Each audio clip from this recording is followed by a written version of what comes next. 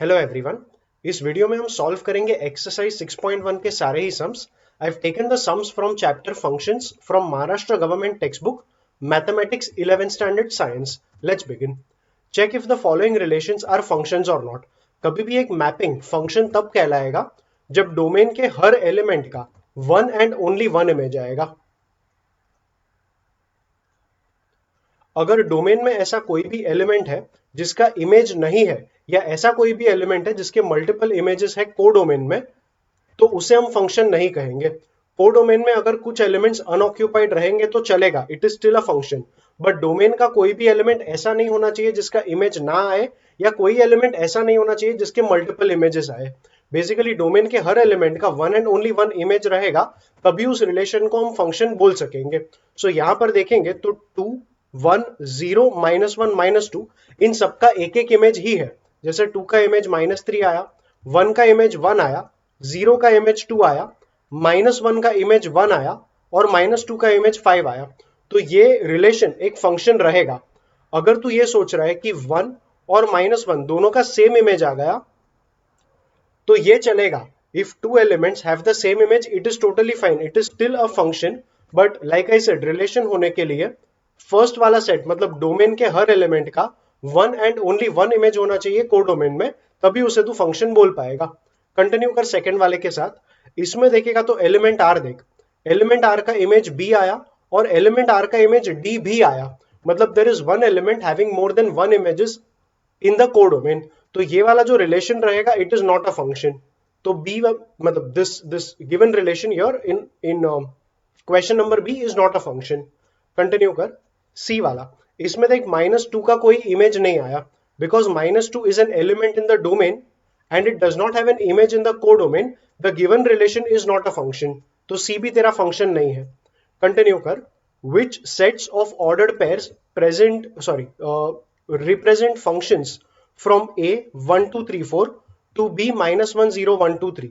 so इन दोनों sets को draw कर ले।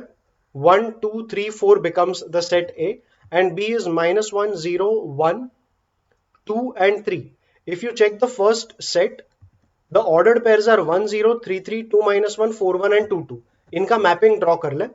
तो 1 0 मतलब 1 से 0 एक एरो बनेगा, फिर 3 3 मतलब 3 से 3 एक एरो बनेगा, फिर 2 -1 सो 2 से -1 एक और एरो बनेगा, 4 1 and 2 2 so 4 1 and 2 2। So notice करेगा तो 2 से 2 एरो आ गया, मतलब 2 से -1 और 2 से 2 ऐसे दो एरोज बन गए। If 2 is an element in the domain having two images, तो ये वाला जो सेट रहेगा it is not a function. So which sets of ordered pairs represent functions. तो ए वाला जो है it is not a function, because like I said the element 2 is getting more than one images. Continue कर। Similar वाला mapping draw करेंगे B के लिए। सो mapping draw करेगा तो 1 2 मतलब 1 से लेके 2 की तरफ एक एरो जाएगा। सिमिलरली 2 -1 सो 2 से -1, फिर 3 से 1 3 से 1 एंड 4 3 सो 4 से लेके 3 तक। इस मैपिंग में हर एलिमेंट का, जो डोमेन में हर एलिमेंट है, every element of the domain has one and only one image in the codomain, which is why B में जो सेट दिया है it represents a function. C का मैपिंग ड्रॉ कर ले। आई एम श्योर बिना मैपिंग ड्रॉ किए ही काफी लोगों को पता चल गया रहेगा that this is not going to be a function, but still if you draw it it's going to be 1 से 3, फिर आएगा 4 से 1 एंड देन 2 से 2। So if you realize the element 3 in domain does not have any image, and because element 3 का कोई image नहीं है, ये वाला जो set रहेगा it is not a function। Similar arrows बना ले इस फोर्थ वाले सेट के लिए। 1 1 2 1 3 1 4 1 मतलब हर एलिमेंट का एरो पॉइंट करेगा नंबर 1 की तरफ। Every element in the domain has one and only one image in the codomain, which is why D वाला एक फंक्शन होगा। If you are thinking कि सारे एरोज 1 की तरफ जाएंगे तो चलेगा क्या, इट इज टोटली फाइन, ये अभी भी एक फंक्शन रहेगा। फंक्शन के लिए like I said, every element in the domain needs to have one and only one image in the codomain। So yes, with that the second main question is answered and we move on to the third sum. Check if the relation given by the equation represents y as a function of x or not। यहाँ पे थोड़ा graphically भी सोचने का try करना। If you check the A part 2x plus 3y equal to 12, ये actually एक straight line represent करेगा और 12 को नीचे लेकर आएगा, तो ये बनेगा x upon 6 plus y upon 4 equal to 1. Graphically, like I said, it represents a straight line whose x-intercept will be 6 and y-intercept will be 4. तो straight line ऐसा दिखेगा. It extends up to infinity on the x-axis as well as the y-axis. This number here is 6, 0 and this number here is 0, 4. अब अगर तू इसका mapping draw करेगा, let us से x का ये वैल्यू लिया, ओके, जब मैपिंग ड्रॉ करेगा तब लेफ्ट वाले सेट में x के सारे वैल्यूज रहेंगे, मतलब domain includes all the values of x, and right वाला सेट मतलब codomain is going to include all the values of y. अगर x का ये वैल्यू लेगा ना तो इस वैल्यू का एक ही इमेज आएगा which is going to be this number right here. Similarly x का कोई और वैल्यू ले, मतलब x का अगर ये वैल्यू लेगा तो इस वैल्यू का भी एक ही इमेज आएगा which is going to be this particular value. तो बेसिकली x का कोई भी नंबर लेगा ना तो हर x का एक और एक ही इमेज आएगा, इस पर्टिकुलर मैपिंग को ड्रॉ करेगा तभी. तो ग्राफ से हमें पता चलता है कि हर एलिमेंट जो डोमेन में रहेगा उसका एक और एक ही इमेज आएगा, which is why the A part is going to represent a function, and specifically function के फॉर्म में लिखेगा. तो you will be able to write, rather rearrange the equation and write it as 3y equal to 12 minus 2x. तो y will be equal to 3 को नीचे ले ले, तो 12 upon 3 is going to be 4 minus 2x upon 3. So y as a function of x can be written in this manner, and like I said, because her x का सिर्फ एक ही image आएगा, इसलिए ऑप्शन ए में जो equation दिया था it is going to represent a function. Similarly अभी बी वाला देख ले.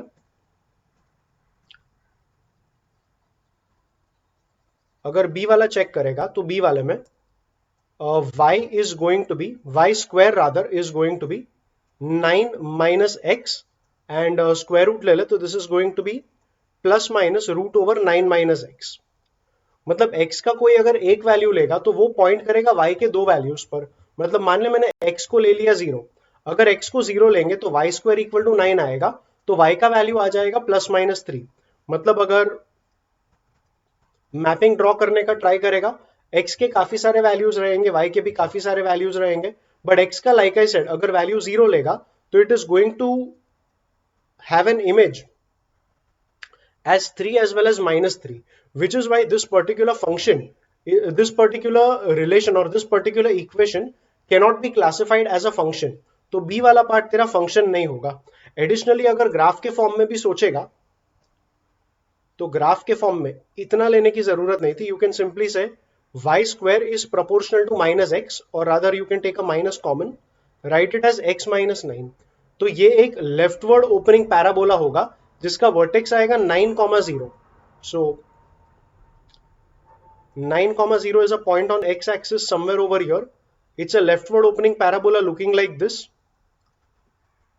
And like I said, graphically सोचेगा, मतलब अगर x का ये वाला वैल्यू लेगा तो इस वाले वैल्यू का एक y कोऑर्डिनेट इधर भी आएगा और एक y कोऑर्डिनेट इधर भी आएगा. मतलब वो जो मैपिंग ड्रॉ किया था, अगर कोई एक x यहां पर लेगा तो उस x का दो इमेज बनेगा. मतलब मान ले ये वाला पॉइंट इधर एक x था, तो ऐसे दो इमेजेस बनेंगे इस पर्टिकुलर x के, which is why the b part does not become a function, and that is what we had discussed earlier.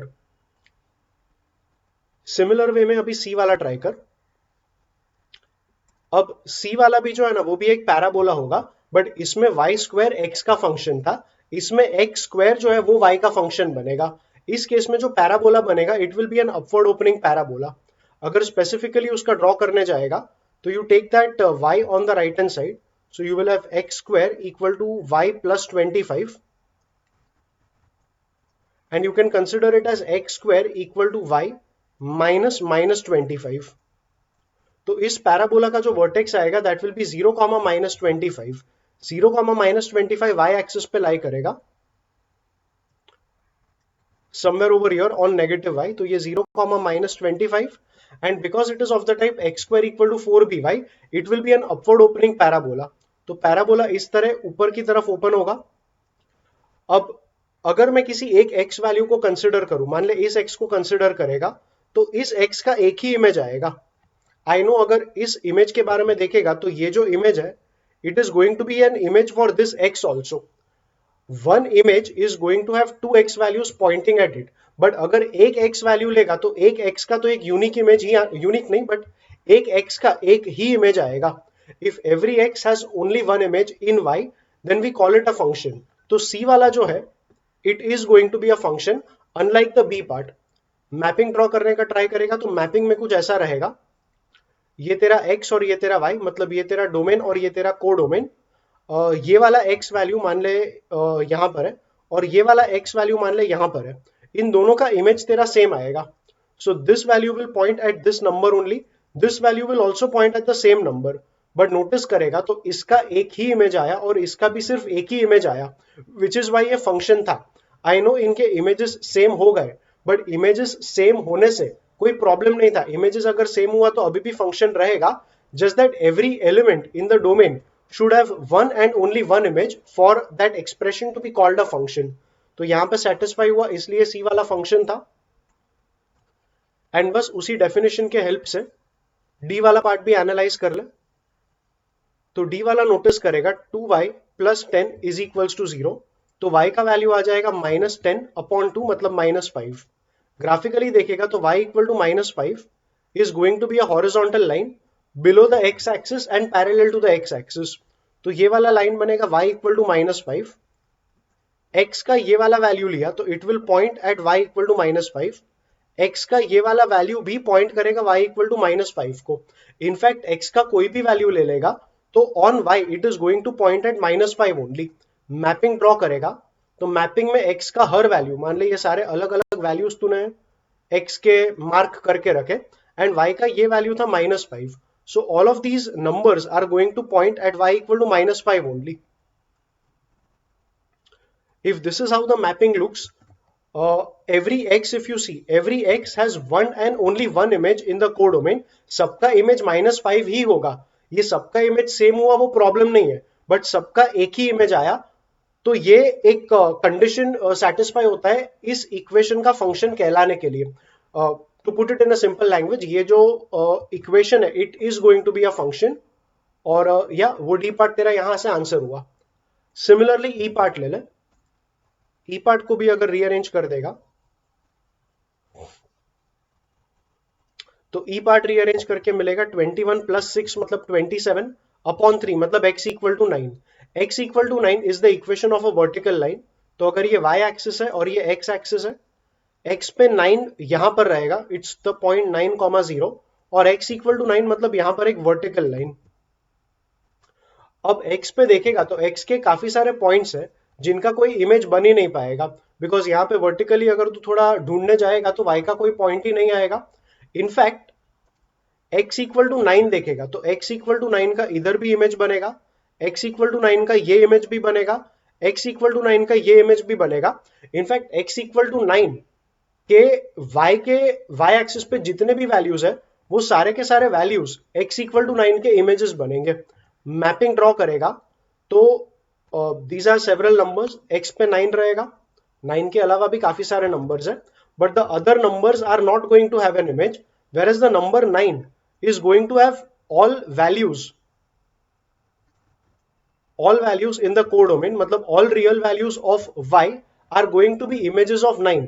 Function के डेफिनेशन से ये वायोलेट हो गया. तो ई पार्ट में जो इक्वेशन दिया it is not a function.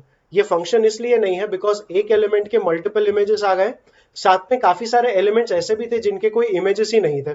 तो यही तो डेफिनेशन था कि हर एलिमेंट का one and only one image होना चाहिए. तो वो डेफिनेशन हर तरीके से वायोलेट हुआ, विच इज वाई ई वाले पार्ट में जो इक्वेशन दिया it is not a function. Continue कर with the next question. Okay, government textbook में ये कुछ क्वेश्चंस ऐसे हैं जो काफी स्ट्रेट फॉरवर्ड एंड काफी लेम है, but because I am solving the full exercise I will be solving all the sums. So yes, fourth वाला let's be quick with this. A part they are asking you to find f of 0 and f of m is given. हमें कुछ नहीं करना है, बस m को replace करना है with 0 on LHS as well as RHS. तो ए पार्ट में f of m, I said m को 0 डालना था, तो f of 0 it will be 0 square minus 3 into 0 plus 1. So 0 square minus 3 into 0 plus 1. Calculate कर ले, इसका आंसर आएगा 1. Take the b part f of -3. So f of -3 is equal to, हमें m को डालना था -3 थ्रू आउट द इक्वेशन, तो ये बन जाएगा f of -3 is equal to -3 का स्क्वायर मतलब 9, -3 इंटू -3 मतलब +9 आएगा वापस, एंड एंड का जो +1 है वो एज इट इज रहेगा। तो f ऑफ -3 का वैल्यू बन गया 19। Take the C part, f of 1/2। So f of 1/2 इस स्टेप को ऐसे बोलेंगे, replacing m with 1/2 on both the sides. So f of 1/2 becomes 1/2 square, 1/2 square मतलब 1/4, -3 इंटू 1/2 मतलब -3/2, और एंड में +1 एज इट इज रहेगा। -3/2 +1 मतलब -1/2, तो ये बनेगा 1/4 -1/2। एलसीएम ले ले तो इसका एलसीएम आ जाएगा 4। दिस विल बी 1 - 2 मतलब -1/4। कंटिन्यू कर, take the D part, f of x plus 1। So f of x plus 1 this will be, m को डालना है x plus 1 on both the sides, तो m square this will be x plus 1 the whole square, फिर -3m मतलब -3 into x plus 1, and and में +1। इस square को open करेगा तो पहला टर्म आ जाएगा एक्स स्क्वायर, फिर मिडिल टर्म आएगा 2x, बट इसे ओपन करके -3x भी होगा, तो 2x - 3x makes it -x। फिर यहां से आएगा +1, -3 + 1, 1 -3 + 1 मतलब टोटल आ जाएगा -1, और ये फाइनल सिंप्लीफिकेशन बनेगा f ऑफ x प्लस 1 का। कंटिन्यू कर with the E part, that is f of -x। So f of -x will be, m को डालना था -x on both the sides, तो पहला टर्म बन जाएगा -x द होल स्क्वायर, फिर आ जाएगा -3 इंटू -x, और एंड का +1 एज इट इज रहेगा। सिंप्लीफाई करेगा तो this becomes simply x square, this becomes +3x, and and में +1। सो this is your f of -x। Continue कर विथ द f पार्ट। अभी f पार्ट थोड़ा स्पेस लगेगा, so let's erase out all these things. And yes, the f part is asking you to calculate f of 2 plus h minus f of 2 upon h. So f of 2 plus h मतलब m को डालेंगे 2 plus h, ये बन जाएगा 2 plus h the whole square minus 3 into 2 plus h plus 1 as it is रहेगा, इसे भी erase कर ले। So then it is minus of f of 2, मतलब m को यहां पर 2 डालेंगे तो ये बन जाएगा 2 स्क्वायर मतलब 4, -3 इंटू 2 मतलब -6, और एंड में +1। 4 - 6 +1 मतलब ये हो जाएगा -1। f ऑफ 2 बना -1, तो माइनस के बाद आ जाएगा यहां पर -1 divided by h। If we simplify this, 2 square मतलब यहां से आएगा पहला टर्म 4, 4 -3 इंटू 2 मतलब 4 -6 +1 +1, सो 4 - 6 +1 +1 टोटल करेगा तो इसका वैल्यू आएगा 0, मतलब आइसोलेटेड नंबर्स हमारे पास बचेंगे नहीं। कंटिन्यू कर, इधर का मिडिल टर्म आ जाएगा 4h, प्लस आने वाला है h स्क्वायर, फिर यहां से आने वाला है -3h, सो यू कैन से 4h - 3h is simply going to be h। Erase कर ले इसको, so I will write an h only. So I have h plus h square. Anything else left? No, all the terms are included, and upon में एक h बचा था हमारे पास। सो इसका simplification, इनमें से h कॉमन ले ले, वो h इसके साथ कैंसिल होगा, और ये फाइनल बनेगा 1 plus h। तो ये जो भी वैल्यू है, this simplifies to 1 plus h, and yes, that is the final simplification for your f part. Continue कर with the continue कर with the fifth question. Find x if g of x is equal to 0, where g of x is given in different ways. जब भी तू g of x equal to 0 करेगा तो g of x equal to 0 करके हमेशा point of intersection मिलेगा with x axis. Point of intersection with x axis is always obtained when you go for g of x equal to 0. ऐसा इसलिए because functions जब भी लिखते थे ना, तभी हम लोग हमेशा इक्वेट करते थे y equal to f of x।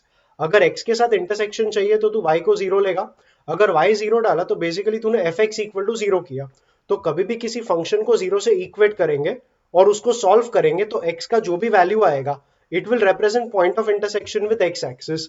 यहाँ पे फंक्शन एफ एक्स नहीं लिखा है, जी एक्स लिखा है, बट इट डजंट मैटर, तू एनीवे फंक्शन को 0 से इक्वेट करने वाला है। तो when you equate a function with 0 and solve the entire sum, तो जो भी x का वैल्यू आएगा, that x value will represent the point of intersection with x axis. So you take the a part, g of x equal to 5x minus 6 upon 7. अगर g of x को 0 डालेगा, अगर इसको यहाँ पे 0 डाल दिया तो 7 लेफ्ट में जाएगा, 7 इंटू 0 विल बी 0, 6 भी लेफ्ट में जाएगा तो 5x इक्वल टू 6 और x इक्वल टू आ जाएगा 6/5. सो इसका अगर ग्राफ प्लॉट करेगा, उस ग्राफ का intersection with x axis is going to be 6/5. अगर थोड़ा बहुत ग्राफ्स का नॉलेज है, थोड़ा बहुत इक्वेशंस का नॉलेज है, तो you might have understood this represents a straight line. ऐसा इसलिए बिकॉज gx को फॉर एग्जांपल y समझ, तो y equal to 5x minus 6 the whole upon 7. You can take 7 on this side, 6 यहां पर ले और फिर 7y को यहां पर ले, तो तुझे मिलेगा 5x minus 7y equal to 6.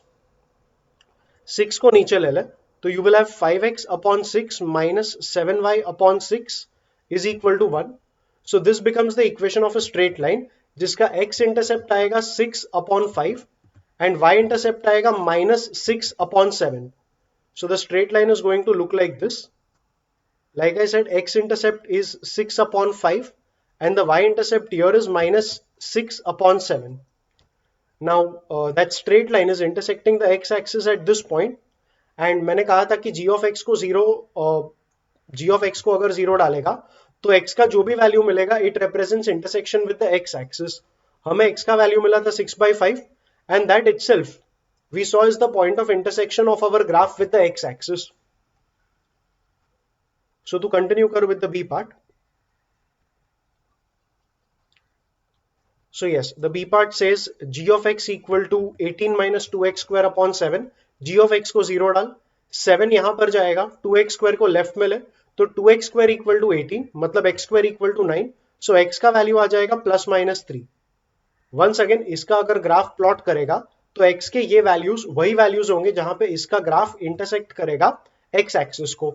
g of x को अगर y ले लेगा और 7 को उधर लिया तो तुझे मिलेगा 7y equal to 18 minus 2x square. अब 2x स्क्वायर को लेफ्ट में ले ले, 7y को राइट में ले ले, तो ये हो जाएगा 2x square equal to 18 minus 7y. इनमें से भी एक माइनस 7 को कॉमन ले ले और 2 को नीचे ले ले, तो x स्क्वायर बन जाएगा माइनस 7/2 और ब्रैकेट में आएगा y माइनस 18 अपॉन 7. अब ये जो इक्वेशन है इट रिप्रेजेंट्स अ पैराबोला और x square equal to minus 4by type का पैराबोला है. मतलब ये पैराबोला डाउनवर्ड ओपनिंग पैराबोला होगा. So if you plot the graph कुछ ऐसा दिखेगा, डाउनवर्ड ओपनिंग पैराबोला. सॉल्विंग से हमें पता चला कि x के साथ जो इंटरसेक्शन होगा वो होगा +3 और -3 पर. मतलब ये वाला जो पॉइंट आएगा दिस विल बी 3,0 और ये वाला जो पॉइंट आएगा दिस विल बी -3,0. सिमिलरली अगर वर्टेक्स देखेगा तो इक्वेशन से मालूम पड़ेगा कि वर्टेक्स आएगा 0,18/7 पर. एक पैराबोला को लेके और भी काफी सारी चीजें हम ढूंढ सकते हैं, बट फिलहाल फंक्शंस का चैप्टर कर रहे हैं तो इतना आइडेंटिफिकेशन हमारे लिए काफी रहेगा. All I was trying to say कि ये जो g ऑफ x को 0 डाला और x का जो वैल्यूज मिला वो x का वैल्यूज रिप्रेजेंट करेगा ग्राफ का intersection with the x axis. So yes, that's it with the b part and you can continue with the c part. C part में अगेन एक बार देखेगा तो ये क्वाड्रेटिक इक्वेशन ही आ चुका है. पहले तो g ऑफ x को 0 ले ले. अगर g ऑफ x को 0 लेगा तो इसे फैक्टराइज करके आंसर आएगा 6 इंटू 2 मतलब 12 और सब्ट्रैक्ट करके हमें 1 चाहिए तो फैक्टर्स बन जाएंगे 4 और 3. तो 6x square plus 4x minus 3x minus 2 equal to हमने g ऑफ x को 0 डाला था. सिंप्लीफाई कर तो ये बन जाएगा 2x और यहां से -1 कॉमन आएगा और यहां से बचेगा 3x और -1 कॉमन लेके यहां से 2 आएगा. तो x के वैल्यूज आ जाएंगे 1/2 और x equal to -2/3. Once again क्योंकि g ऑफ x का ग्राफ एक क्वाड्रेटिक इक्वेशन था, अगर y equal to 6x square plus x minus 2 इसका ग्राफ प्लॉट करेगा तो x स्क्वायर का कोएफिशिएंट पॉजिटिव है. मतलब इसका जो ग्राफ रहेगा it will be an upward opening parabola. Upward opening parabola और x के साथ इंटरसेक्शन आएगा -2/3 और 1/2 पर. सो ग्राफ कुछ ऐसा दिखेगा where this point is going to be 1/2, 0 and this point here is going to be -2/3, 0. Definitely we can find the vertex, we can find what the minimum value here is going to be, but वो सब definitely parabola का जो chapter किया था वहां पर करेंगे. Parabola का जो भी डिटेल डिस्कशन है वो प्लेलिस्ट सेक्शन में आपको कोनिक्स के वीडियोस में मिल जाएगा. So yes, if you want to learn parabola in a better way, in a little more detail, you can check out those videos. For the time being, like I said, G of x को zero लेके x का जो भी value आएगा, it will represent intersection points of graph with the x axis. So yes, that's the C part, and in a similar way continue with the D part. अब ये cubic expression है, तो इसे इसमें अगर g ऑफ x को zero डालेगा तो इसे हमें सॉल्व करना पड़ेगा by the synthetic division method. Synthetic division में हमें एक रूट फाइंड करना पड़ेगा ट्रायल एंड एरर के साथ. अगर x को 1 लेंगे तो यहां पर आएगा 1 -2 -5 +6. सो ये -7 +7 0 आ गया, तो x equal to 1 is one of the roots. अगर x इक्वल टू 1 एक रूट आएगा तो सेकेंड रूट के लिए हम पहले तो कोएफिशिएंट्स लिख लेंगे, that is 1 -2 -5 and 6. x equal to 1 मतलब 1 का वैल्यू यहां पर डालेंगे तो ये 1 एज इट इज नीचे आएगा. 1 इंटू 1 इज 1, इनको ऐड करना होता है तो ये हो जाएगा -1. 1 इंटू -1 इज -1, इन्हें भी ऐड कर तो ये बनेगा -6. 1 इंटू -6 इज -6, ऐड करेगा तो तेरा रिमाइंडर आ गया 0. सो इसे अगर फैक्टराइज करेगा, g ऑफ x को तो वैसे ही 0 डाला था, इक्वल टू इसे फैक्टराइज करेगा तो एक रूट x -1 था, विच मींस फैक्टर हो जाएगा x -1, और जो दूसरा फैक्टर आएगा वो यहां से आएगा. ये जो नंबर्स है 1 -1 -6, ये बनेंगे coefficients of x square, x and the constant. तो ये पूरा एक्सप्रेशन फैक्टराइज करके ये बनेगा. बेसिकली इसको ओपन करेगा तो वापस यही एक्सप्रेशन हमें मिल जाएगा. इसे और सिंप्लीफाई करने के लिए इस क्वाड्रेटिक को भी फैक्टराइज कर, मिडिल टर्म स्प्लिट करेगा तो ये होगा -3 + 2, और फैक्टर्स बनेंगे x -3 इंटू x + 2. तो सॉल्व करके जो x के वैल्यूज आए, they are x equal to 1 और x इक्वल टू 3 और x इक्वल टू -2. सो अगर इस क्यूबिक एक्सप्रेशन का ग्राफ ड्रॉ करेगा तो उस ग्राफ के 3 पॉइंट ऑफ इंटरसेक्शन मिलेंगे x एक्सिस के साथ. क्यूबिक पॉलिनोमियल्स का अगर ग्राफ देखेगा तो क्यूबिक पॉलिनोमियल के ग्राफ में 3 ट्रेंड होते हैं, और ये 3 ट्रेंड्स, बिकॉज एक्स क्यूब का कोएफिशिएंट पॉजिटिव है, तीनों ट्रेंड्स कुछ ऐसे रहेंगे: increase, decrease and increase, decrease and then increase. तो इस फंक्शन का ग्राफ कुछ ऐसा दिखेगा. And like I said, 1, 3 and -2 are the points of intersection of our graph with the x axis. मतलब ये वाला पॉइंट बनेगा -2, 0. फिर ये वाला जो पॉइंट है, this is going to be 1, 0, and ये वाला जो पॉइंट है, it is going to be 3, 0. So yeah, that's it with sum number 5. Continue कर with main question number 6. Find x if fx is equals to gx, where fx is given and gx is given. और ऐसे दो sums हमें total में solve करना है. fx equal to gx जब भी सॉल्व करेगा ना, it represents the point of intersection of y equal to fx and y equal to gx. ऐसा इसलिए क्योंकि अगर इन दो equations y equal to fx और y equal to gx को साइमल्टेनियसली सॉल्व करना है. साइमल्टेनियस सॉल्विंग का मतलब होता है कि दोनों के x को आइसोलेट करके इक्वेट करेंगे, या तो दोनों के y को आइसोलेट करके इक्वेट करेंगे. फिलहाल दोनों का y आइसोलेट हो चुका है. Basically y is equal to fx and y is equal to gx. अगर दोनों के y को इक्वेट करेगा तो fx इक्वल टू gx बनेगा, and fx equal to gx बना, मतलब ये बनाया गया है विद द लॉजिक कि तू साइमल्टेनियस सॉल्विंग कर रहा था. साइमल्टेनियस सॉल्विंग में हम y को या x को इक्वेट करते हैं, लाइक आई जस्ट सेड. तो यहाँ पे y को इक्वेट करके ही ये एक्सप्रेशन आया, which is why I am saying ये इक्वेशन आया है साइमल्टेनियस सॉल्विंग के लॉजिक से. साइमल्टेनियस सॉल्विंग से मिलता है point of intersection, which is why fx equal to gx को कभी भी सॉल्व करेगा तो इससे तुझे मिलेगा point of intersection of y equal to fx and y equal to gx. पहले वाले पे आ जा, पहले तो सॉल्विंग कर ले, इसका ग्राफिकल इंटरप्रिटेशन बाद में देखेंगे. So if you solve it, you have x power 4 + 2x square, that is your fx. Equate कर with 11x square. 11x square को लेफ्ट में ले ले तो x power 4 - 9x square equal to 0 आएगा. इनकेस तू सोच रहा है कि मैं 2x स्क्वायर को राइट में लूंगा तो 9x स्क्वायर आएगा, और फिर दोनों साइड्स में x स्क्वायर कट होगा, तो ये गलत रहेगा, बिकॉज वेरिएबल्स हम कभी भी कैंसिल नहीं कर सकते. मतलब x स्क्वायर काटना इज एन इनकरेक्ट स्टेप. तो हमें इसे लेफ्ट में लेना होगा.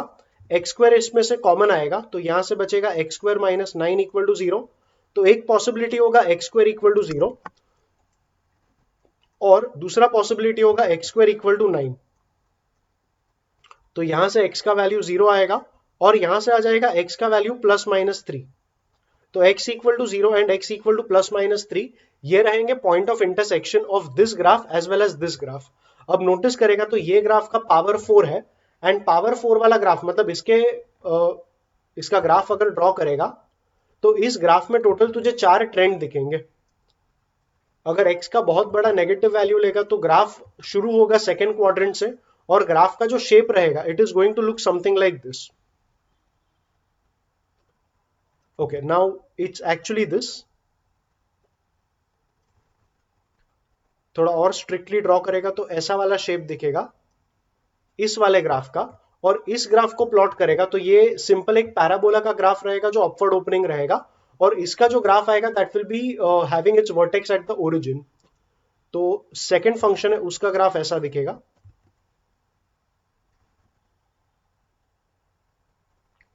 डेफिनेटली इन सारे कॉन्सेप्ट्स को समझने के लिए ग्राफ प्लॉटिंग का थोड़ा बेसिक समय आना जरूरी है। If you are not able to understand the graphs for now it is totally fine. You can just focus on finding the values of x and इतना आइडिया रखना कि एक्स के जो भी वैल्यूज मिलेंगे वो पॉइंट ऑफ इंटरसेक्शन रिप्रेजेंट करेंगे। And graph plot करने को आता है तो डेफिनेटली ये ग्राफिकल वेरिफिकेशन भी इन सम्स में हम कर सकते हैं। So yes, this like I said is the graph of F x and this blue part is the graph of G x. जो पॉइंट ऑफ इंटरसेक्शन है वो यहां पर आया, यहां पर आया और यहां पर आया। ये वाला जो पॉइंट मिला और ये वाला जो पॉइंट मिला, फिगर पूरा सिमेट्रिक है। तो ये जो x के वैल्यूज यहां पर मिले they are going to be +3 and -3। तो ये 3 और ये -3 बनेगा। और एक और इंटरसेक्शन यहां ओरिजिन पर मिला जहां पर x का वैल्यू 0 आएगा। सो ये पूरा इंटरप्रिटेशन होगा a वाले सम का ग्राफिकली। सिमिलरली b वाला सम लेने का ट्राई कर, इतना इरेज कर लेगा अभी।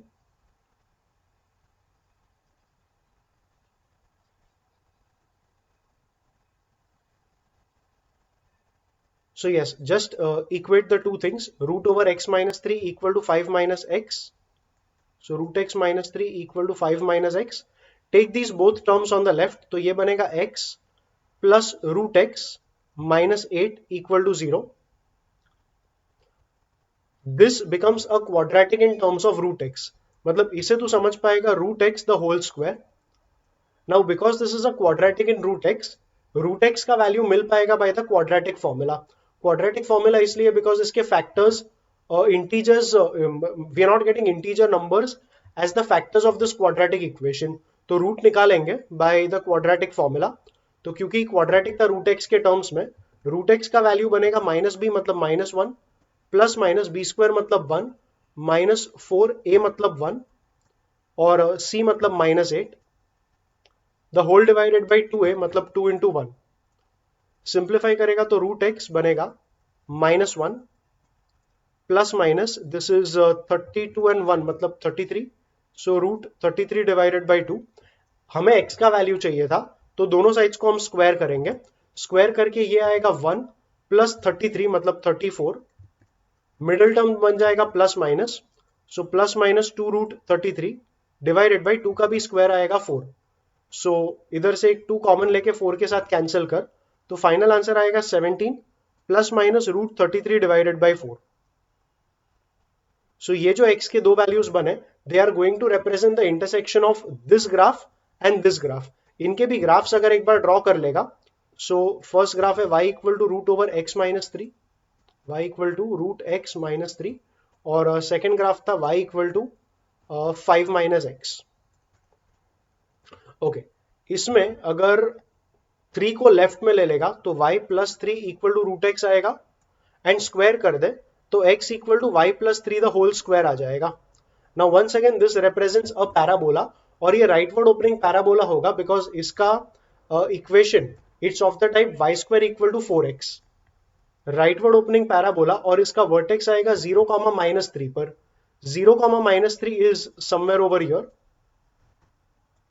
एंड एडिशनली एक बात और नोटिस कर कि यहां पर y के वैल्यूज मतलब रूट एक्स का कोएफिशिएंट कंपलसरी प्लस था। अगर रूट एक्स का कोएफिशिएंट कंपलसरी प्लस है तो जो पैराबोला मिलेगा वो पूरा पैराबोला नहीं आएगा. The only parabola you will get is the upper part of the parabola. ये जो इक्वेशन है it represents the entire parabola.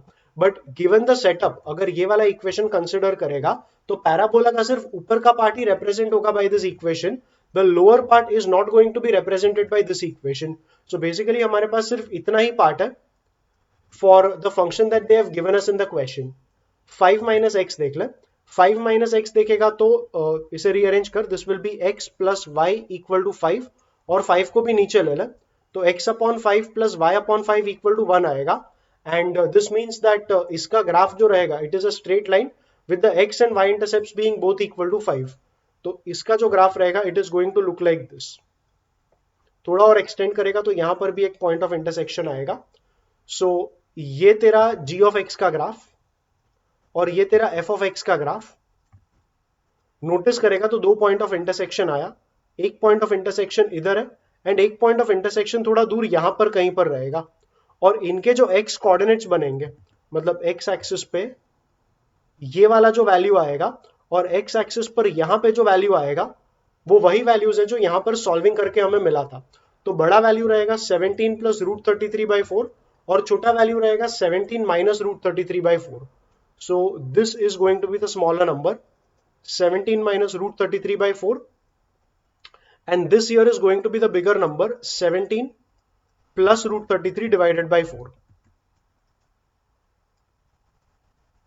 I know discussion थोड़ा लंबा गया है but just to discuss everything, मतलब ग्राफिकल पार्ट भी डिस्कस करना था इसलिए I am spending a little extra time. बाकी सिर्फ सॉल्विंग का अगर कंसिडर करना है तो सॉल्विंग में आंसर तो यहीं पर मिल चुका था. But thinking graphically also gives you a good idea of how these sums are done. So graphical interpretation भी देख लेना, इससे preparation थोड़ा ज्यादा solid होता है. Let's continue with the next sum. Sum number 7 में बोला है if fx is a minus x upon b minus x, f of 2 is undefined and f of 3 is 5, then find a and b.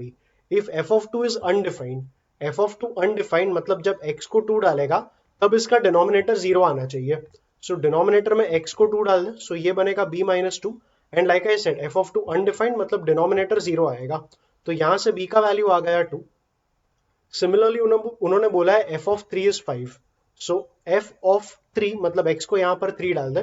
तो f of 3 बनेगा 5. LHS will be 5.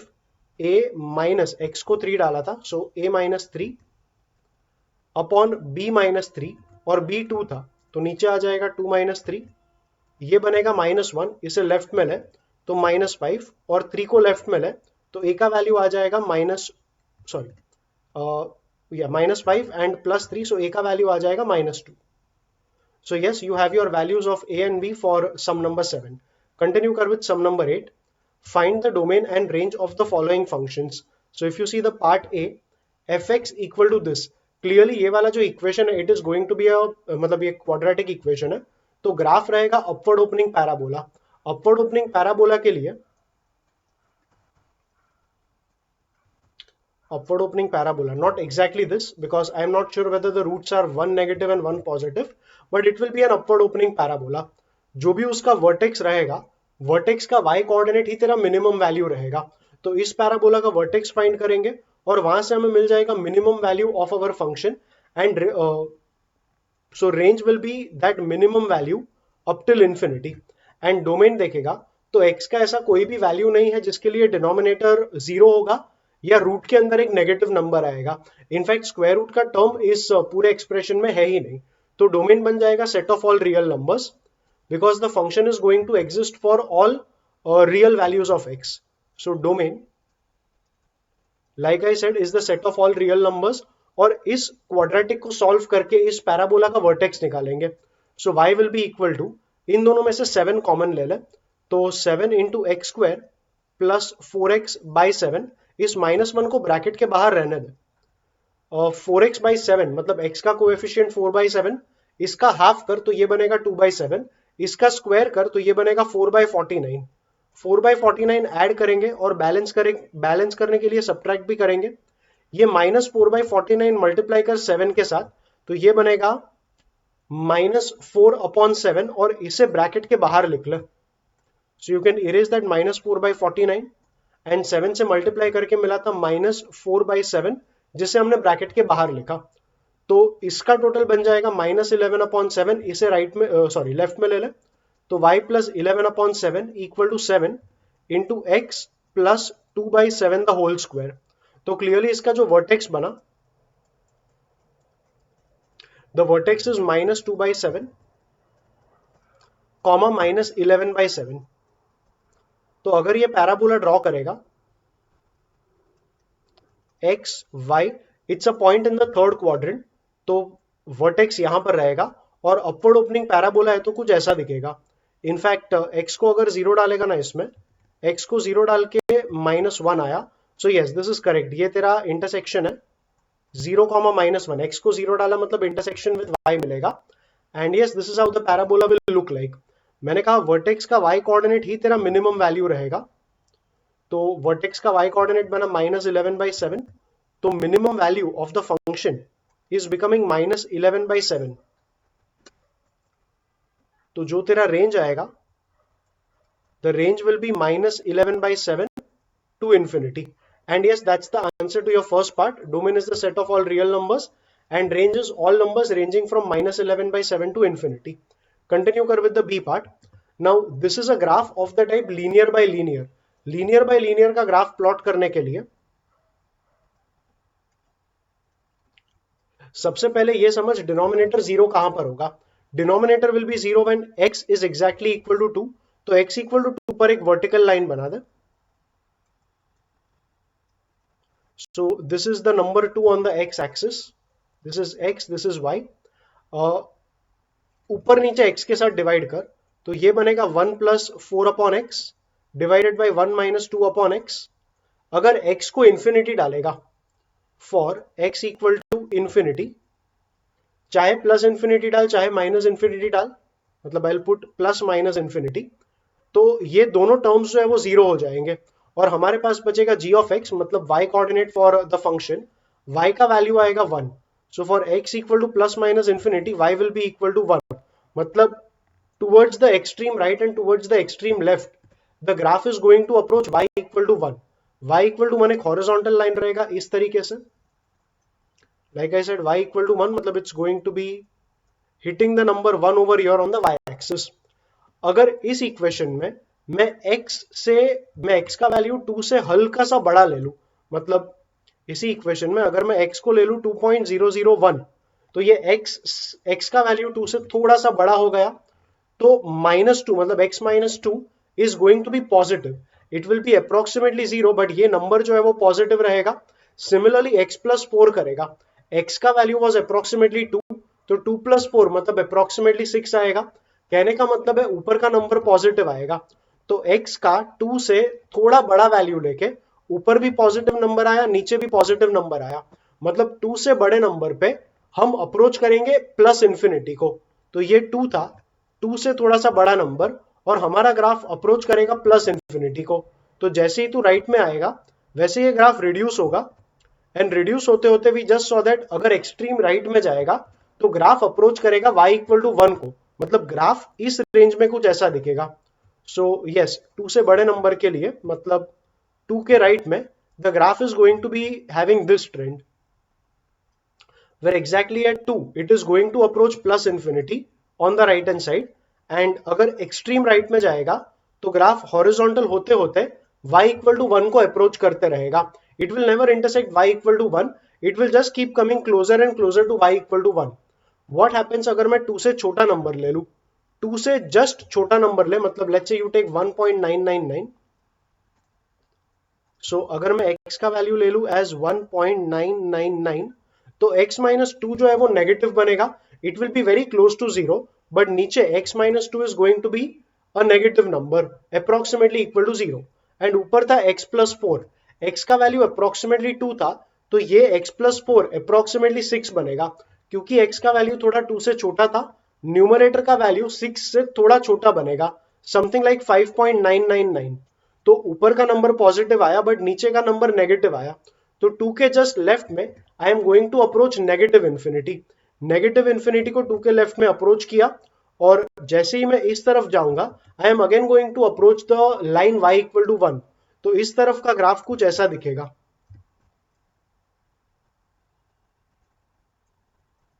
Okay, now how do we know that the graph is going to intersect x at a negative and sorry, how do we know that graph is going to intersect y at a negative and x at a negative value only?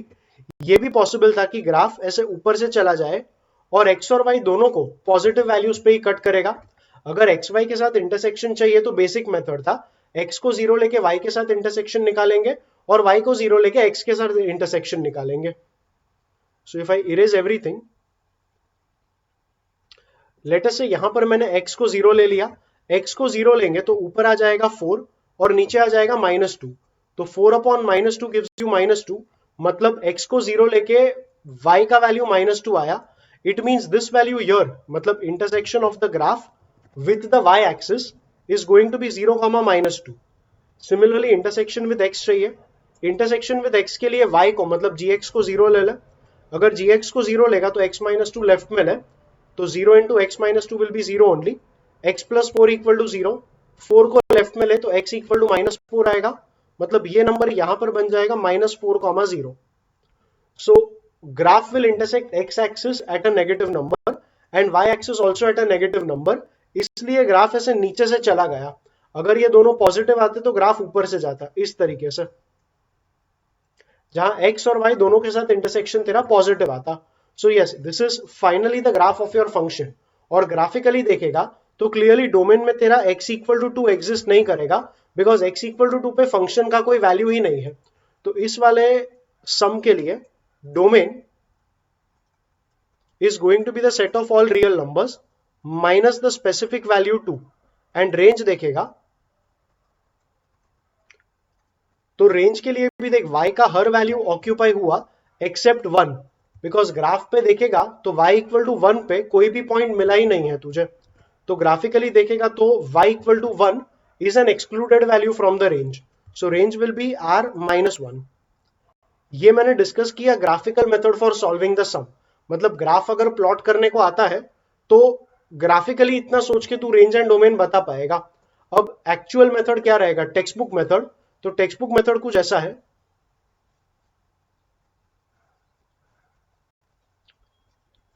Text book method से अगर domain देखेगा ना, तो domain तो पहले ही मालूम पड़ गया कि डिनोमिनेटर तेरा 0 आता है x इक्वल टू 2 पे।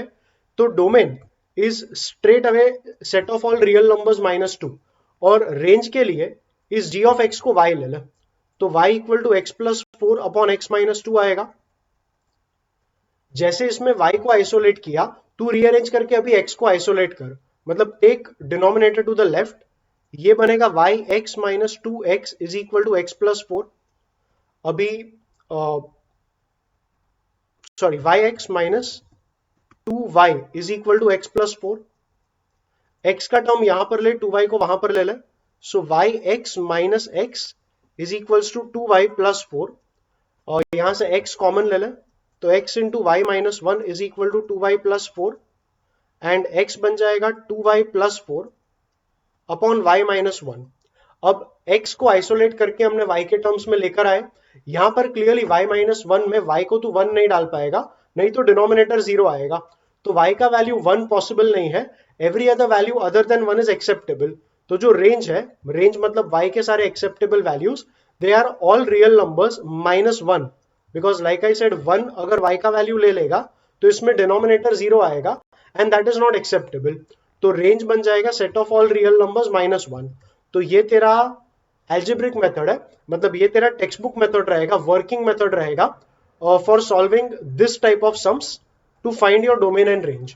Once again I know discussion थोड़ा लंबा गया, but like I said graphically अगर सोचेगा तो ग्राफिकल नॉलेज के साथ और एल्जेब्रा के नॉलेज के साथ अगर दोनों मेथड पता रहेगा सम सॉल्विंग के लिए, तो it can just help you prepare better, it can help you imagine better with these kind of questions.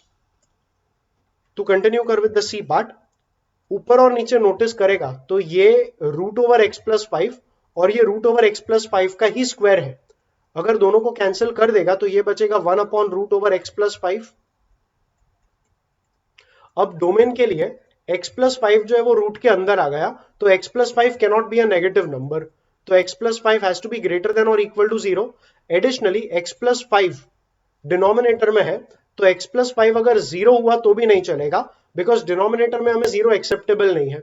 तो x plus 5 greater than equal to 0 नहीं, ग्रेटर देन 0 ही तेरा कंडीशन आएगा, because like I said equal to 0 पे denominator 0 बन गया। तो x का वैल्यू ग्रेटर देन -5 चाहिए, which means domain is going to be the set of all numbers greater than -5, मतलब -5 comma infinity is going to be the domain. I hope everyone knows that. Round bracket मतलब वो value included नहीं रहेगा, square bracket मतलब वो specific value तेरे interval का part रहेगा। इसका अगर रेंज चाहिए तो वही बात वापस, इसको y ले लें। So we have y equal to 1 upon root over x plus 5। हम y को आइसोलेट, मतलब y तो आइसोलेटेड है, x को आइसोलेट करेंगे। So we will have y square equal to 1 upon x plus 5। x plus 5 यहां पर ले ले, y स्क्वायर नीचे ले ले। So we have x plus 5 equal to 1 upon y square, और 5 को राइट में ले ले, तो x का वैल्यू आएगा 1 अपॉन वाई स्क्वायर माइनस 5। और क्लियरली यहां पर y का वैल्यू 0 नहीं हो पाएगा, 0 के अलावा अगर और कोई भी रियल नंबर लेगा तो x का कोई ना कोई वैल्यू मिलने वाला है। So y can not be 0, every other value is possible value for y।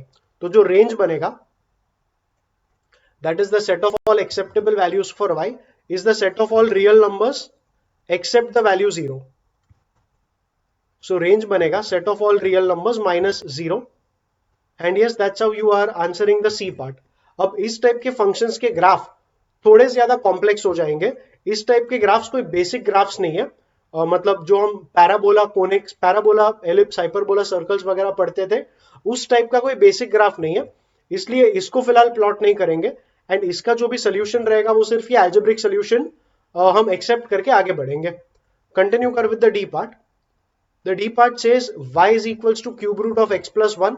अभी अगर x का तो कोई भी वैल्यू लेगा तो x प्लस 1 एक रियल नंबर आ जाएगा, and cube root of every real number is possible.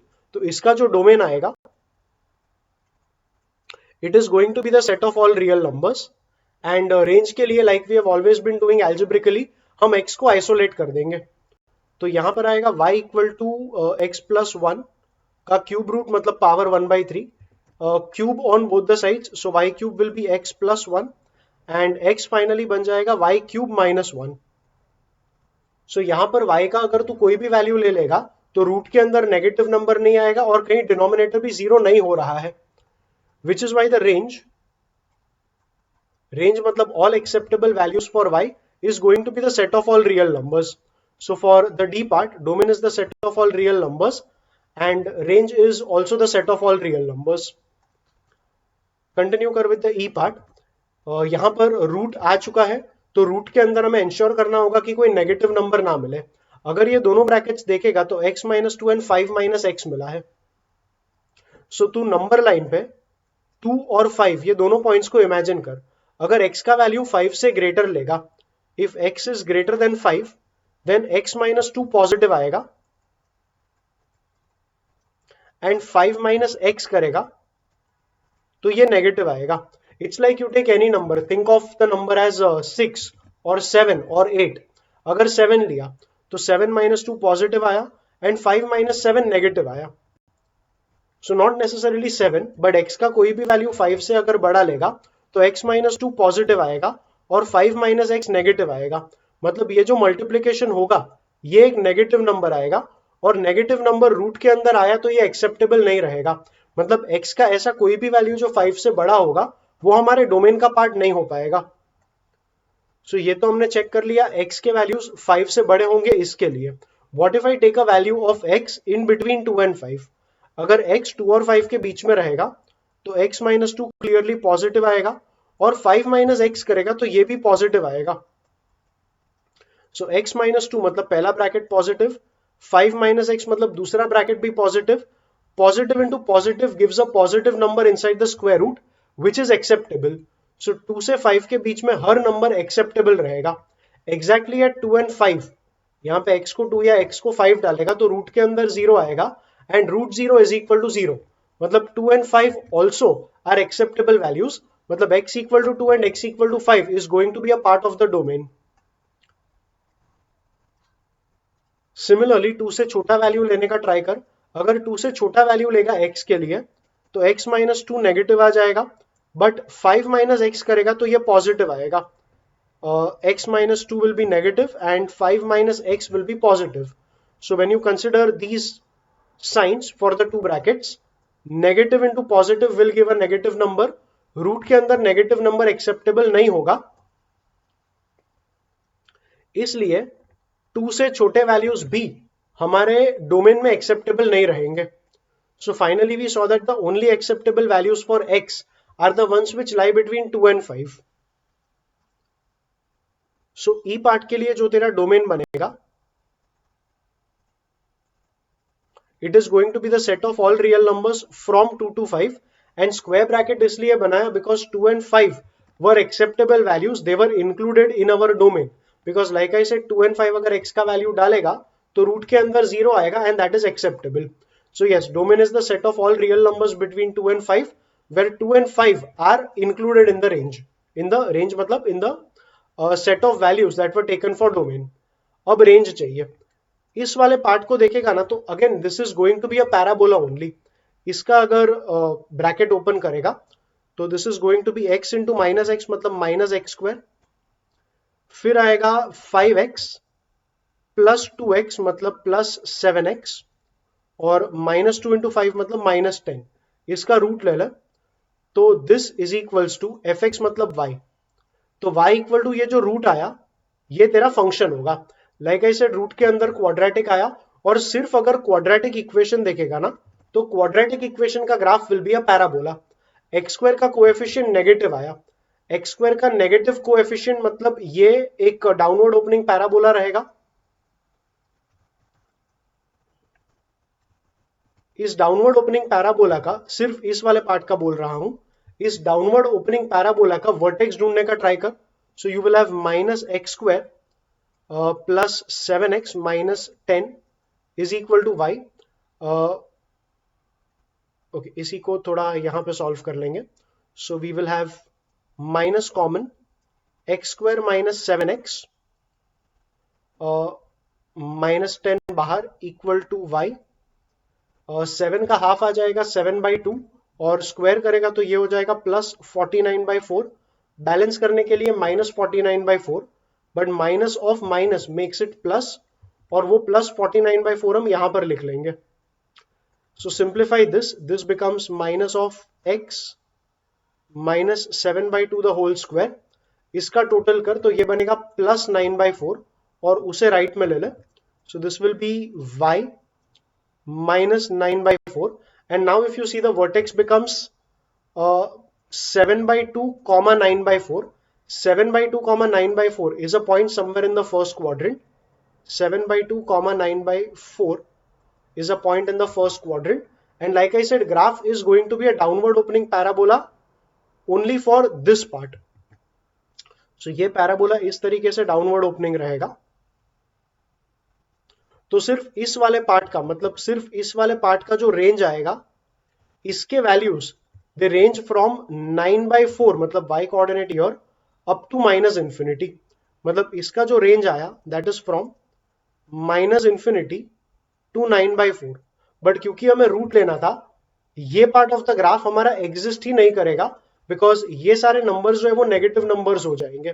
तो हमारा जो ग्राफ है वो सिर्फ इतना ही ग्राफ रहेगा whose values lie between 0 to 9/4. मतलब अंदर वाला जो फंक्शन है इसके वैल्यूज अगर 0 to 9/4 में ही लाई करेंगे तो रूट के जो वैल्यूज रहेंगे, the root values have to lie from 0 to 3/2. And bracket के कन्वेंशन अगर यूज करेगा तो यहां पे दोनों पे स्क्वायर ब्रैकेट आएगा. तो y के जो भी वैल्यूज रहेंगे they have to lie between 0 and 3/2. मतलब इस सम का जो रेंज आएगा, the range is going to be 0 से लेके 3/2 तक. ये हमने ग्राफिकली सॉल्व किया using the knowledge of parabolas. Additionally graphically एक और चीज भी समझ. I draw that graph again. So graph में ऐसा था कि this was x, this was y. We got the vertex as we got the vertex from here as 7/2, 9/4, और ये डाउनवर्ड ओपनिंग ग्राफ था।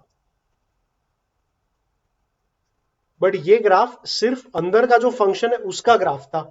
अगर मेन रूट लेके तू ग्राफ प्लॉट करेगा तो कैसा दिखेगा? मान ले ये वाला लाइन y इक्वल टू 1 है, ये 9/4, मतलब ये जो वर्टेक्स है एग्जैक्ट वैल्यू यहां पर तो 2.25 है।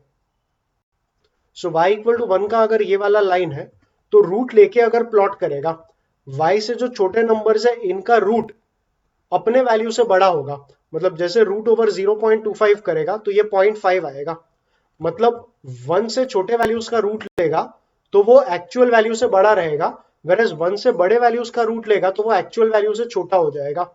कहने का मतलब ग्राफ में ये सारे जो पॉइंट्स है रूट लेके नीचे आ जाएंगे, वेरएज ये सारे जो पॉइंट्स है वो ऊपर चले जाएंगे। तो रूट लेने के बाद जो ग्राफ बनेगा वो ग्राफ कुछ ऐसा रहेगा, दिस एंड दिस। डेफिनेटली ये ग्राफ ऐसे पीछे नहीं आएगा, but I am trying to say that all these values here are going to rise a little because root लेके वैल्यू बढ़ेगा, where all these values which were above 1 इनका root लिया तो इनके वैल्यूज नीचे आ जाएंगे। मतलब इस वाले पार्ट का जो वर्टेक्स रहेगा, this vertex is going to be at root over 9/4, मतलब that vertex is going to be at 3/2। So again graphically भी देखेगा तो जो रेंज आया that ranges from this value which is 0 से लेके 3/2 तक, and that is what we got over here. पहले भी वही मिला था 0 से लेके 3/2। So yes, this is an entire discussion based on graphs. Once again I know some काफी लंबा हो गया एंड हर बार ग्राफिकल मेथड काम नहीं करेगा, बट ग्राफिकल मेथड के साथ करोगे तो मैथमेटिक्स में अंडरस्टैंडिंग बेटर होगा। Now what would be the actual method to solve that question? The actual method will be, इसमें दोनों साइड्स को स्क्वायर कर दे, तो स्क्वायर करेगा तो तुझे मिलेगा -x² प्लस 7x माइनस 10, और ये y स्क्वायर को लेफ्ट में ले ले तो ये बनेगा -y² equal to 0। Through out -1 से मल्टीप्लाई कर दे तो x² माइनस 7x, और ये बन जाएगा प्लस, इसे एक ब्रैकेट में रख, 10 plus y² is equal to 0। अभी अगर मुझे x के रियल वैल्यूज चाहिए तो मेरा डिस्क्रिमिनेंट जो आएगा वो पॉजिटिव होना चाहिए। डिस्क्रिमिनेंट मतलब b² minus 4ac has to be greater than equal to 0, which means b square has to be greater than or equal to 4ac। b square मतलब 7 का स्क्वायर जो कि बनेगा 49, greater than equal to 4 into a मतलब 1, और c मतलब 10 plus y square. अब यहां पे 49/4 ले ले तो we have 10 plus y square and it is less than equal to 49/4, और 10 को राइट में ले ले तो y square less than equal to 49/4 minus 10 मतलब 9/4 आएगा। Whenever y square is less than or equal to 9/4 तो y का value is going to be less than or equal to 3/2 and greater than or equal to -3/2। But y यहाँ पे root of a function था, और root of a function कभी भी negative नहीं होगा, तो y का value will always be greater than और इक्वल टू 0। मतलब y का वैल्यू -3/2 से 3/2 के बीच में नहीं आएगा। इन दोनों को अगर क्लब कर देगा तो y का value will be greater than equal to 0 and less than or equal to 3/2। तो यहां से वापस हमें रेंज मिल गया 0 से 3/2 का। तो this is going to be the algebraical method for solving the entire sum. And पहले मैंने जो ग्राफिकल मेथड डिस्कस किया, आई नो थोड़ा लंबा था, but knowing that method is also going to help you learn mathematics in a better way. Let's continue with sum number 7। यहां पर भी रूट के अंदर एक पूरा एक्सप्रेशन आ गया। सबसे पहले 7 - x डिनोमिनेटर में है तो x का वैल्यू 7 नहीं आ सकता, बिकॉज x का वैल्यू अगर 7 ले लेंगे तो डिनोमिनेटर 0 आएगा। So x cannot be equal to 7, and साथ ही साथ रूट के अंदर जो भी टर्म्स आए वो हमारे नेगेटिव नहीं आना चाहिए। अगर ऊपर का ब्रैकेट देखेगा तो x - 3, मतलब एक वैल्यू तो नंबर लाइन पे सोचेगा तो that should be 3, and 7 - x मतलब दूसरा वैल्यू नंबर लाइन पे तू सोचेगा दैट विल बी 7। अगर 7 से बड़ा वैल्यू ले लेगा x के लिए तो x - 7 रादर 7 - x था, तो 7 - x will be negative and x - 3 will be positive. तो ऊपर पॉजिटिव नीचे नेगेटिव, मतलब रेशियो टोटल नेगेटिव आ गया, और रूट के अंदर नेगेटिव नंबर्स एक्सेप्टेबल नहीं होंगे, तो x का वैल्यू 7 से बड़ा तू ले नहीं पाएगा। सो 7 से बड़े numbers are not a part of our domain. Similarly 3 और 7 के बीच में कोई भी एक वैल्यू ले, तो 7 माइनस एक्स करेगा पॉजिटिव आएगा, एंड x माइनस 3 करेगा ये भी पॉजिटिव आएगा। x minus 3 positive, 7 minus x positive, positive upon positive मतलब रूट के अंदर अगर पॉजिटिव नंबर आया तो ये चलेगा। मतलब 3 to 7 के बीच में जितने भी नंबर्स है they are an acceptable part of our domain. So yes 3 to 7 के बीच में सारे numbers are a part of the domain. 3 से छोटे नंबर्स ले ले, अगर x का वैल्यू 3 से छोटा लेगा तो 7 माइनस एक्स दोबारा पॉजिटिव आएगा, लेकिन x माइनस 3 अब नेगेटिव आ जाएगा। तो x माइनस 3 ऊपर नेगेटिव और नीचे पॉजिटिव, मतलब 7 माइनस एक्स पॉजिटिव था, negative upon positive gives a negative number inside the root. मतलब x का कोई भी वैल्यू 3 से अगर छोटा रहेगा तो रूट के अंदर नेगेटिव नंबर आया, इसलिए 3 से छोटे x के सारे वैल्यूज हमारे लिए एक्सेप्टेबल नहीं होंगे। तो जो भी हमारा डोमेन आया,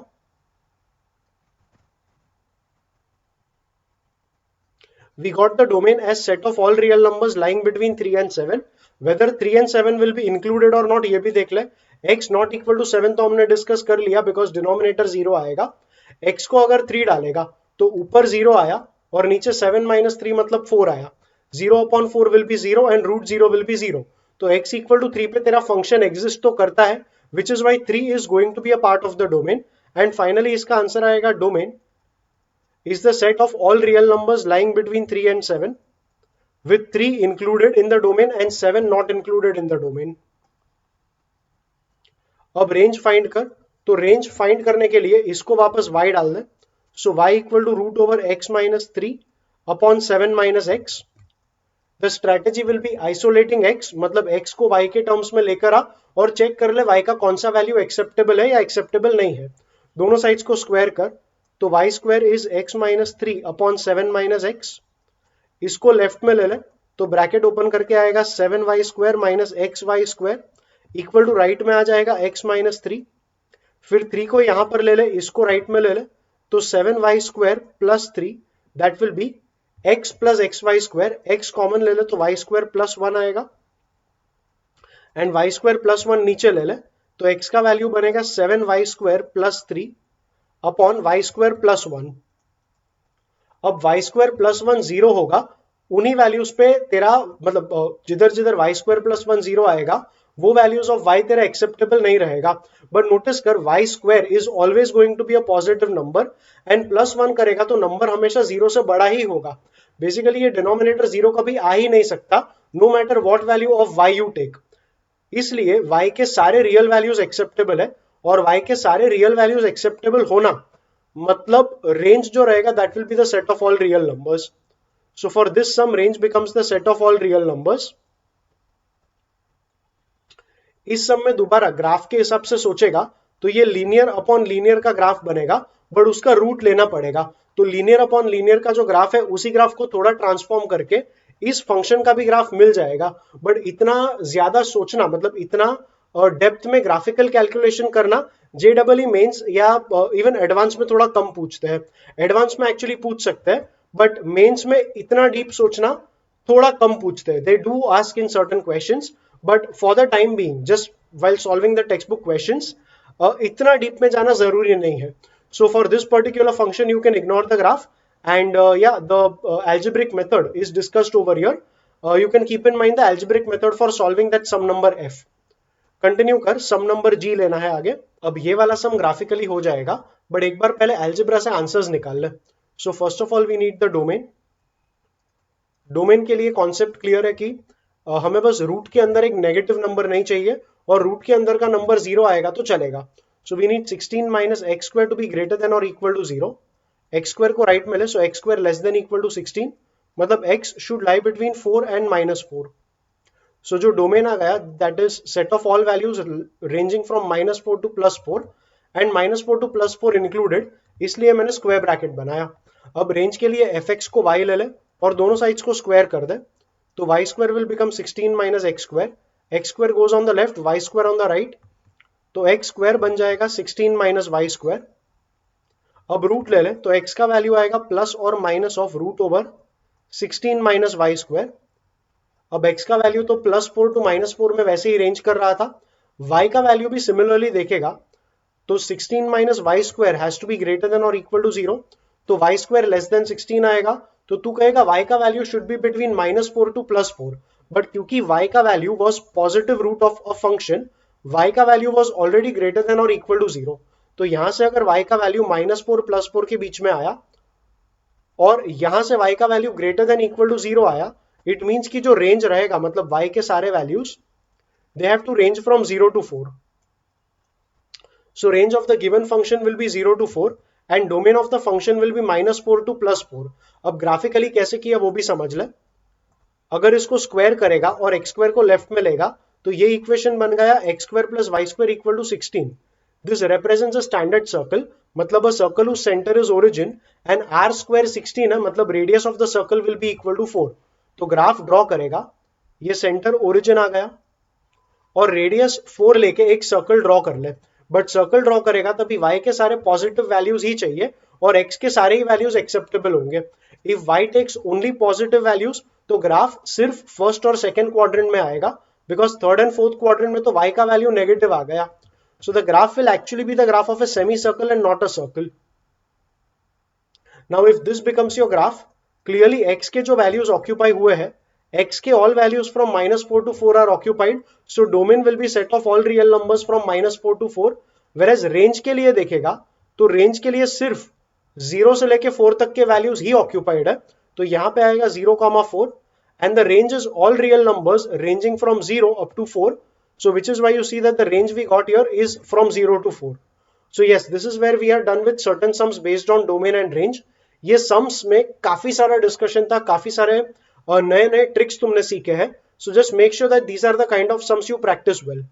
कंटिन्यू कर विद सम नंबर 9. यहां से ये कुछ सम्स थोड़े वापस स्ट्रेट फॉरवर्ड रहेंगे. Express area of a square as a function of its sides. So area will be equal to s square and as perimeter. Now we know that perimeter will be 4s. So s को यहां से तू डाल पाएगा p/4. So area will B p/4 square and therefore area will be p square by 16. So the answer to your A part is A equal to S square, and in terms of perimeter it is this, that is A will be p square by 16. Continue kar. Similarly question number 10. Area of a circle as a function of its radius. So clearly area of a circle is pi r square. ये तेरा A part का answer आ गया. As a function of diameter, we know that diameter is 2r. So r का value तो यहां पे डाल पाएगा d/2. So a will be pi, r को d/2 डाला तो ये बन जाएगा d square by 4. That's the answer to your B part. And circumference is 2πr. So r को तो यहां से भी लिख पाएगा as c/2π. So area in terms of circumference is going to become pi r square, मतलब pi इसका square मतलब c square by 4 pi square. Pi कटेगा so area becomes pi pi katana, so it is c square by 4 pi, and that's the formula for area in terms of circumference. Continue kar. An open box is to be made from a square cardboard of 30 centimeters side by cutting squares of length x centimeters from each corner and folding the sides up. तो ये तेरा cardboard रहेगा, in fact it's a square cardboard, and x का तूने squares काटा. So the diagram will look like this, where this length from each of the sides is going to be x only, and the total length was 30. तो इतना length अगर देखेगा, this length is going to be 30 minus 2x. So continue कर. Express the volume of the box as a function of x and mention its domain. तो जो volume रहेगा, volume for the box will be length into breadth into third dimension में height जो आएगा that will be equal to x. So this length is going to be 30 minus 2x. So we have 30 minus 2x as the length. Breadth is also 30 minus 2x, मतलब इसका square आएगा, और जो height लेगा that height is going to be x. So ये तेरा volume बन गया as a function of x. Now they said they need the domain also. तो domain मतलब x के all possible values. अगर तू स्क्वायर काटेगा तो x का वैल्यू जो भी रहेगा नॉन जीरो रहेगा, मतलब जीरो से थोड़ा बड़ा नंबर लेना पड़ेगा. So domain will start with zero. It can not be zero because something you have to cut. तो जीरो पे एक राउंड ब्रैकेट आएगा, एंड मैक्सिमम तू कितना काट पाएगा. अगर ये x को एकदम सेंटर से काटेगा तो सेंटर पे काटा मतलब 30 वाज द टोटल लेंथ, और सेंटर से काटेगा तो इधर जो x का वैल्यू आएगा वो 15 आएगा। तो x इक्वल टू एग्जैक्ट 15 पे काट नहीं पाएगा, because if you cut at 15 then nothing will be left over on the left and right. तो यहाँ पे 0 से 15 आएगा, बट 15 पे भी एक राउंड ब्रैकेट आएगा, because like I said exactly 15 करेगा तो काटने के बाद कुछ बचने ही नहीं वाला है। So the domain here will be all real values between 0 and 15, where 0 and 15 are not going to be included. So yes, that's your domain. And continue with sum number 12. F of AB comma A plus B, matlab F is a set that includes all ordered pairs of the type A into B comma A plus B, where A and B belong to the set of integers. Is F a function from Z to Z? Justify. Function होने के लिए जरूरी था, इसी video में मैंने बोला था कि हर एलिमेंट का one and only one image आना चाहिए। अगर किसी भी एलिमेंट का एक से ज्यादा इमेज आ गया तो ये जो भी रिलेशन इन्होंने बोला ये फंक्शन नहीं रहेगा। So let's try to see if every element is going to have a different image और नॉट। अगर a इंटू बी को, मान ले मैंने a इंटू बी को 6 ले लिया, 6 को you can write it as 1 into 6 as well as 2 into 3। मतलब यहां पे अगर नंबर 6 ले लिया तो जो बी पार्ट आएगा, मतलब द सेकेंड पार्ट, मतलब जो इमेज आएगा 6 का एक इमेज 1 प्लस 6 मतलब 7 भी बनेगा, एंड 2 प्लस 3 मतलब 5 भी बनेगा।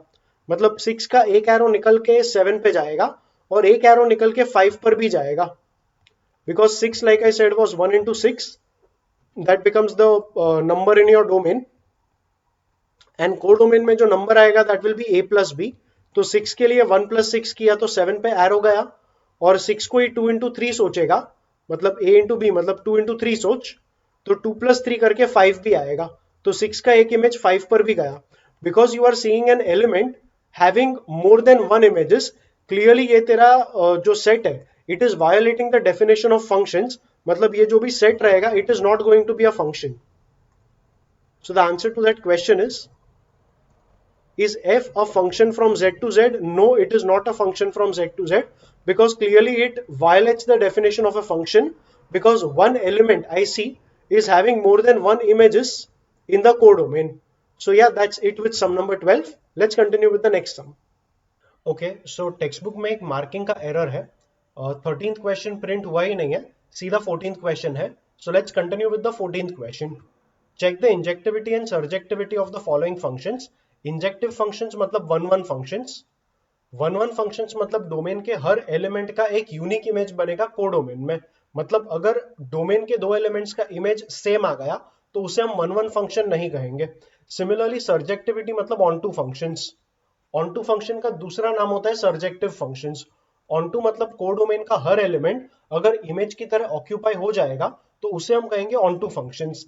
इन सारे फंक्शंस का मैपिंग एक बार ड्रॉ करेंगे और चेक करेंगे कि इनमें से वन वन और ऑन टू फंक्शंस कितने हैं। सो ए मतलब f is a function from n to n, मतलब domain is the set of all natural numbers, codomain is also the set of all natural numbers, and the function is f of x equal to x square. अगर तू mapping draw करेगा तो यहां पर आएगा 1 2 3 4 5 6 and so on. यहां पर भी लिख ले 1 2 3 4 5 6 and so on, because like the set domain is the set of all natural numbers and codomain is also the set of all natural numbers. If I take the number 1, f of x equal to x square, तो f of 1 equal to 1 square मतलब 1 का value 1 आएगा। सो 1 का image बनेगा 1 पर, मतलब 1 का arrow निकल के जाएगा 1 की तरफ। सिमिलरली 2 का एरो निकल के जाएगा 4 की तरफ, 3 का एरो निकलेगा तो it will go at 9, and that continues. हर एलिमेंट का अगर देखेगा, every element in the domain has a different image in the codomain, मतलब ये फंक्शन वन वन तो है। This function is a one one function. Now check if it is an onto function और no. तेरा codomain देखेगा तो क्या हर element image की तरह ऑक्यूपाई हुआ? So you will see that the number 2 3 5 6 and all such numbers which are not perfect squares, they are not occupied as images in the codomain, which is why ये function तेरा onto function नहीं रहेगा। अगर function onto नहीं है तो onto का opposite into होता है। So we can call this a one one and an into function. कहने का मतलब फंक्शन इंजेक्टिव है एंड फंक्शन सर्जेक्टिव नहीं है। The function is injective, the function is not surjective. तो ये डिस्कशन हो गया तेरे ए वाले फंक्शन का। कंटिन्यू कर with the B function. F is a function from the set of integers to the set of integers only, given by the same thing F of x equal to x square. So एक बार इसे erase कर ले। And make your domain and codomain once again. इस बार उन्होंने domain and codomain बोला है सेट ऑफ इंटीजर्स, तो सेट ऑफ इंटीजर्स लिखेगा this will be 0 1 2 3 4 and so on, -1 -2 -3 -4 and so on. Same thing here 0 -1 -2 -3 -4, then 1 2 3 4 and so on up to infinity on both the sides। fx equal to x square, तो 0 का arrow 0 पे बनेगा, 1 का arrow 1 पे बनेगा, 2 का arrow 4 पे बनेगा। सिमिलरली 3 टू 16 सॉरी 3 टू 9 जाएगा, 4 से 16 जाएगा, दैट कीप्स कंटिन्यूइंग। -1 का एरो देखेगा ना, तो -1 का स्क्वायर 1 होता है, तो इसका एरो 1 पे जाएगा। -2 का स्क्वायर होगा 4, तो -2 का एरो 4 पे बनेगा। सिमिलरली -3 का एरो 9 पे बनेगा and so on. So we see that elements जो है इनका इमेज यूनिक नहीं है। कुछ एलिमेंट्स है जिनका इमेज रिपीट हुआ, जैसे 1 का और -1 का जो इमेज आया वो 1 ही आ गया। अगर दो एलिमेंट्स का इमेज सेम आता है तो ऐसे फंक्शंस को हम वन वन फंक्शंस नहीं बोलते। सो ये वाला जो फंक्शन है बी पार्ट में जो फंक्शन दिया है, it is not a one one function. When we say not one one it means it is a many one function. तो जो बी पार्ट में हमें बोला है the given function is a many one function. And अगर यहाँ पे भी चेक करेगा तो कुछ एलिमेंट्स ऐसे हैं जिनका जो इमेजेस की तरह ऑक्यूपाई नहीं हुए, जैसे 2 पे कोई एरो नहीं आया, 3 पे भी कोई एरो नहीं आया।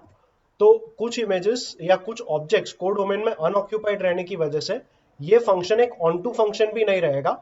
सो if it is not an onto function we will call it an into function. So yes, for the B part, our comment will be the function is not injective, the function is not surjective. Similarly, continue कर with the C part. C part में भी तू mapping draw करके कर पाएगा, but क्योंकि domain and range are domain and codomain are the set of all real numbers, तो हर नंबर लिख के एरोस ड्रॉ करना पॉसिबल नहीं होगा। इंस्टेड इसे अगर हम ग्राफ से करेंगे तो बेटर होगा। F x equal to x square, f x equal to x square का जो ग्राफ है it is an upward opening parabola, it looks like this. So if you see the domain, domain में तेरे सारे real numbers occupied है। वैसे उन्होंने domain पूछा नहीं था, but I am just saying all real numbers are a part of your domain. अगर ये वाला वैल्यू लेगा तो this value is going to point at this particular number in the codomain. Similarly इस number पे arrow आएगा इस वाले पॉइंट का भी, मतलब ये एक्स वैल्यूज ऐसे रहेंगे जो सेम नंबर को पॉइंट करेंगे इन द को डोमेन। मतलब इन दोनों का जो इमेज आएगा वो सेम आएगा, because multiple elements in the domain have same image in the को डोमेन। ये तेरा वन वन फंक्शन नहीं होगा। So if this is not a one one function it is a many one function. And क्या ये on to है कि नहीं वो भी चेक कर ले। So if I erase out these extra things,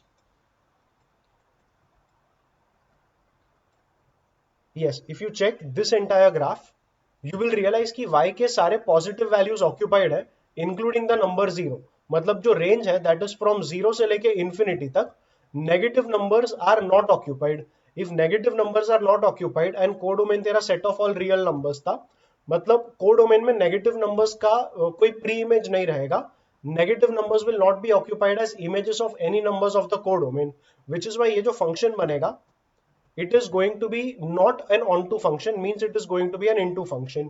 So yes, once again the comment is C वाला जो function है it is not an injective function and it is not a surjective function also. Continue कर with the D part.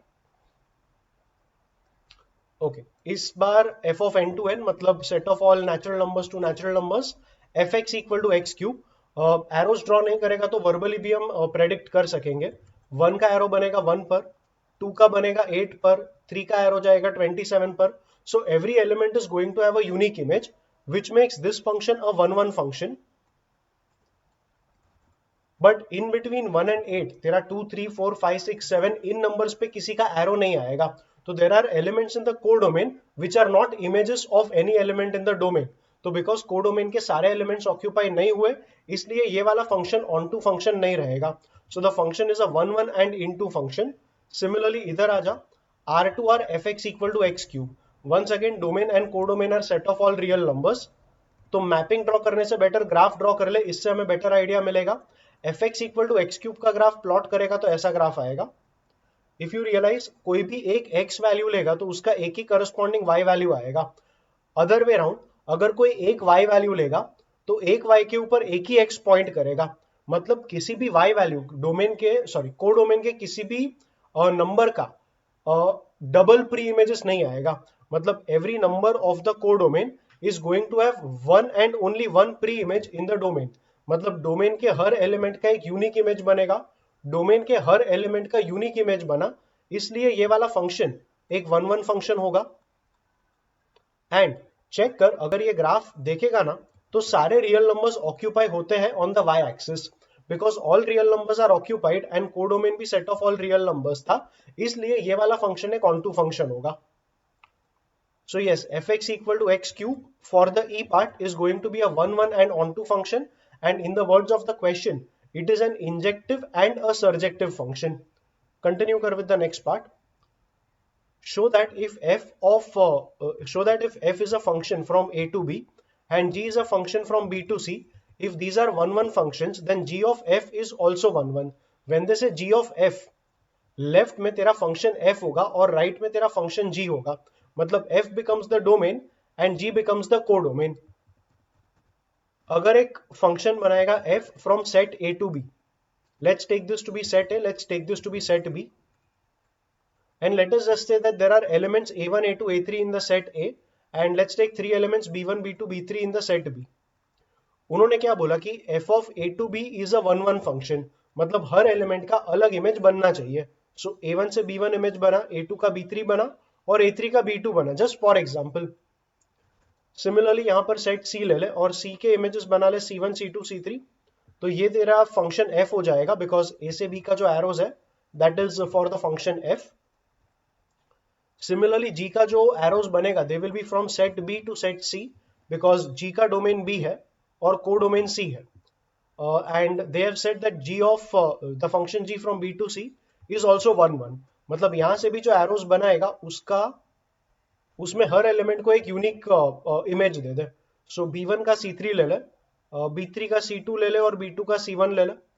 अब जो composite function बनेगा g of f the composite function is g of f of okay, कुछ x वगैरह बोला नहीं है तो सिर्फ g of f समझ। g of f मतलब लाइक आई सेड, लेफ्ट में f होना चाहिए, राइट में g होना चाहिए। तो जो g of f है वो यही फंक्शन बन गया तेरा।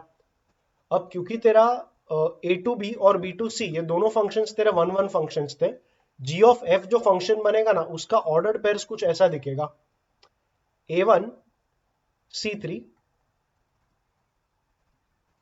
कॉमा a2 से b3 से c2, so it will B a2 c2 and a3 to b2 b2 से c1, so a3 c1। so once again इसका भी एरोज अगर प्लॉट करेगा तो हर एलिमेंट का एक यूनिक इमेज आया।